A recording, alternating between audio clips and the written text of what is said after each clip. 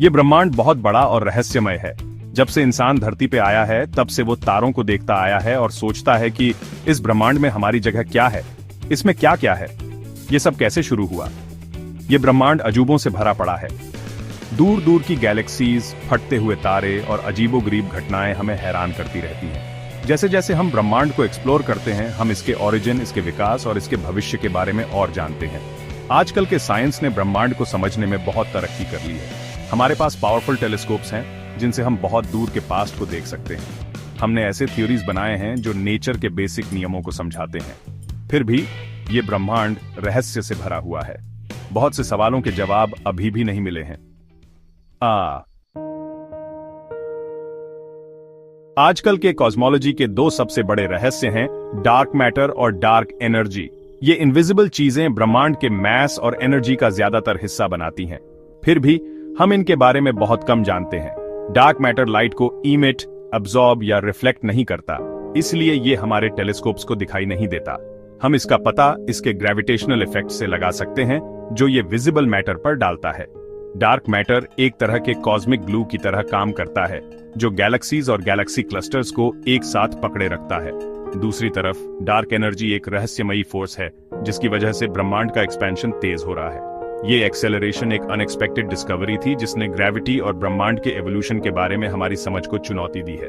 Dark matter और dark energy की nature आजकल के साइंस के सबसे बड़े अनसॉल्व्ड मिस्ट्रीज में से एक है। इन रहस्यमय चीजों को समझने से ब्रह्मांड और उसके बेसिक नियमों के बारे में हमारी समझ पूरी तरह बदल सकती है। ब्लैक होल ब्रह्मांड की सबसे फैसिनेटिंग और एक्सट्रीम चीजें हैं। ये स्पेस टाइम के ऐसे रीजन्स होते हैं जहां ग्रेविटी इतनी स्ट्रांग होती है कि कुछ भी, यहां तक कि लाइट भी एस्केप नहीं कर सकती। ब्लैक होल तब बनते हैं जब मैसिव स्टार्स अपनी लाइफ के एंड में कोलैप्स हो जाते हैं। स्टार का कोर अपनी ही ग्रेविटी के नीचे कोलैप्स हो जाता है और इन्फिनिट डेंसिटी का एक रीजन बन जाता है जिसे सिंगुलैरिटी कहते हैं। ब्लैक होल अपने आसपास के एनवायरनमेंट पर बहुत ज्यादा असर डाल सकते हैं। ये स्पेस टाइम के फैब्रिक को बिगाड़ सकते हैं, एनर्जी के पावरफुल जेट्स बना सकते हैं और गैलेक्सीज के एवोल्यूशन को भी प्रभावित कर सकते हैं। ब्लैक होल का एक सबसे इंटरेस्टिंग पहलू है Hawking radiation. Physicist Steven Hawking ने यह थ्योरी दी थी कि ब्लैक होल पूरी तरह से ब्लैक नहीं होते, बल्कि इवेंट होराइजन के पास क्वांटम इफेक्ट्स की वजह से एक हल्की सी थर्मल रेडिएशन एमिट करते हैं। एल्बर्ट आइंस्टाइन के जनरल रिलेटिविटी के थ्योरी ने ग्रेविटी और स्पेस टाइम की नेचर के बारे में हमारी समझ को बदल दिया।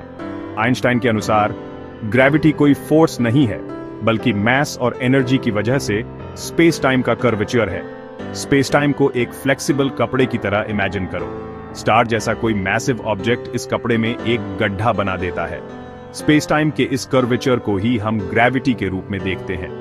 आइंस्टाइन के थ्योरी ने ग्रेविटेशनल वेव्स के एग्जिस्टेंस की भी भविष्यवाणी की थी, जो मैसिव ऑब्जेक्ट्स के एक्सेलरेशन की वजह से स्पेस टाइम में रिपल्स हैं। ये वेव्स सबसे पहले 2015 में डिटेक्ट किए गए थे, जिससे आइंस्टाइन के थ्योरी की पुष्टि हुई। स्पेस टाइम एक डायनामिक और कॉन्स्टेंटली चेंजिंग फैब्रिक है। इसके प्रॉपर्टीज को समझना ब्रह्मांड के सबसे बड़े स्केल्स पर उसके बिहेवियर को समझने के लिए जरूरी है। सेक्शन 5 क्वांटम अजूबे, एंटेंगलमेंट और सुपरपोजिशन।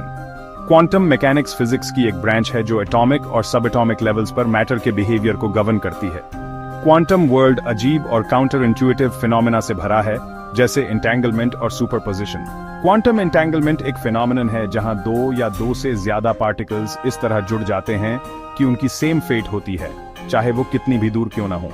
ये कनेक्शन इंस्टेंटेनियस होता है और स्पेस और टाइम की लिमिटेशंस को डिफाई करता हुआ लगता है। सुपरपोजिशन क्वांटम वर्ल्ड का एक और अजीब पहलू है। सुपरपोजिशन में एक पार्टिकल एक साथ मल्टीपल स्टेट्स में एग्जिस्ट करता है जब तक कि उसे मेजर या ऑब्जर्व नहीं किया जाता। इसका मतलब है कि एक पार्टिकल एक ही समय में दो जगहों पर हो सकता है या एक ही समय में अप और डाउन स्पिन कर सकता है। एंटेंगलमेंट और सुपरपोजिशन के इम्प्लीकेशंस अभी भी एक्सप्लोर किए जा रहे हैं। इन क्वांटम फिनोमेना में कंप्यूटिंग, कम्युनिकेशन और रियलिटी की नेचर के बारे में हमारी समझ को रेवोल्यूशनाइज करने की क्षमता है। सेक्शन 6 मल्टीवर्स, समानांतर ब्रह्मांडों की संभावना तलाशना। मल्टीवर्स के कॉन्सेप्ट का मतलब है कि हमारा ब्रह्मांड कई ब्रह्मांडों में से सिर्फ एक है। इन ब्रह्मांडों में अलग फिजिकल लॉज, अलग कॉन्स्टेंट्स और हमारे ब्रह्मांड से अलग हिस्ट्रीज भी हो सकती है। हालांकि मल्टीवर्स का आइडिया साइंस फिक्शन जैसा लग सकता है, लेकिन कॉस्मोलॉजी के कुछ थियोरेटिकल फ्रेमवर्क्स इसे सपोर्ट करते हैं, जैसे स्ट्रिंग थ्योरी और इन्फ्लेशन थ्योरी। मल्टीवर्स की संभावना कई इंटरेस्टिंग सवाल खड़े करती है। अगर दूसरे ब्रह्मांड एग्जिस्ट करते हैं तो क्या वो हमारे जैसे ही हैं? क्या वहां लाइफ के दूसरे फॉर्म्स हो सकते हैं? क्या ब्रह्मांडों के बीच ट्रैवल करना पॉसिबल है? हालांकि मल्टीवर्स कॉन्सेप्ट अभी भी स्पेक्युलेटिव है, लेकिन ये अननोन की वास्टनेस और कॉस्मोस के बारे में हमारी करंट अंडरस्टैंडिंग की लिमिट्स को हाईलाइट करता है। सेक्शन 7, कॉस्मिक इन्फ्लेशन और विस्तारित होता ब्रह्मांड। कॉस्मिक इन्फ्लेशन के थ्योरी का कहना है कि बिग बैंग के बाद first fraction of a second में ब्रह्मांड एक्सपोनेंशियल एक्सपेंशन से गुजरा। इस दौरान ब्रह्मांड लाइट की स्पीड से भी तेज एक्सपैंड हुआ, जिससे इसकी इनिशियल इनहोमोजेनिटीज स्मूथ हो गई। इन्फ्लेशन थ्योरी ब्रह्मांड के कई ऑब्जर्व्ड फीचर्स को एक्सप्लेन करने में मदद करता है, जैसे इसकी लार्ज स्केल यूनिफॉर्मिटी और गैलेक्सीज का डिस्ट्रीब्यूशन। ब्रह्मांड का एक्सपेंशन आज भी जारी है। दूर की गैलेक्सीज के ऑब्जर्वेशंस बताते हैं कि ब्रह्मांड न सिर्फ एक्सपैंड हो रहा है, बल्कि ये एक्सपेंशन एक्सेलरेट भी हो रहा है। एक्सेलरेटिंग यूनिवर्स की डिस्कवरी ने डार्क एनर्जी के कॉन्सेप्ट को जन्म दिया, जो एक रहस्यमय फोर्स है जो इस एक्सपेंशन को ड्राइव कर रही है। डार्क एनर्जी की नेचर और कॉस्मिक एवोल्यूशन में इसके रोल को समझना आजकल के कॉस्मोलॉजी की सबसे बड़ी चुनौतियों में से एक है। सेक्शन 8, कॉस्मिक विस्फोट और खगोलीय घटनाएं।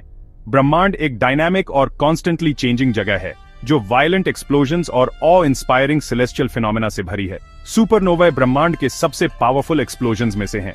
ये कैटेक्लिज्मिक इवेंट्स तब होते हैं जब मैसिव स्टार्स अपनी लाइफ के एंड में पहुंचते हैं और एक्सप्लोड हो जाते हैं, जिससे स्पेस में बहुत ज्यादा एनर्जी और मैटर रिलीज होती है।